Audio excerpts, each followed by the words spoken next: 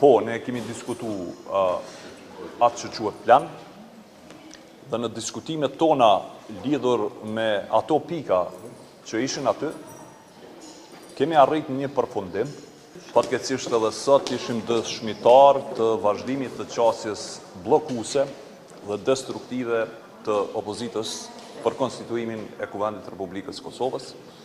Një qasje e tillë është duke kriju pasoja për vendin tonë, dhe se paralizimi i jetës institucionale politike nuk është gjë që i duhet tani Kosovës, dhe pavarësisht pritjeve tona të vazhdueshme nuk ka reflektim nga opozita.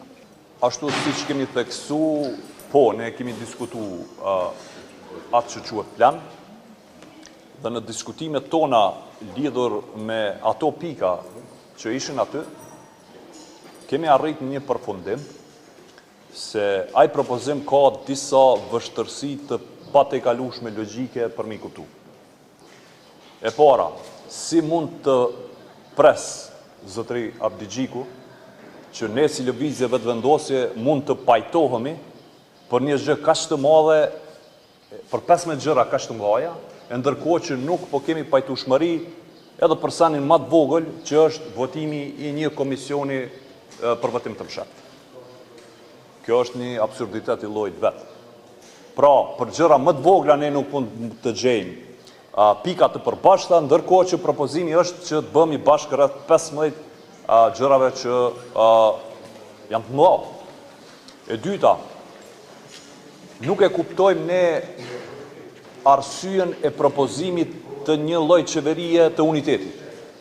Zakonisht, me njohuri tona, propozimet e tilla për qeveri të unitetit bëhen në situata të jashtëzakonshme, kur ka ndonjë rrezik të madh për vendin ton, e ai rrezik qoftë i jashtëm apo i brendshëm kërkon një veprim të tillë. Prandaj pyetja që shtrohet është kjo: ku peshel LDK-ja rrezikun e tillë në Kosovë?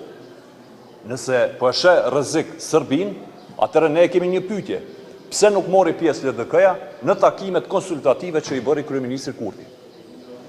Dhe nëse rrezikun po e shohin nga brenda, pra nga vetëvendosja, atëherë pyetja që shtrohet është kjo: pse po e shohin qeverinë e unitetit me një lëvizje vetëvendosje brenda në të?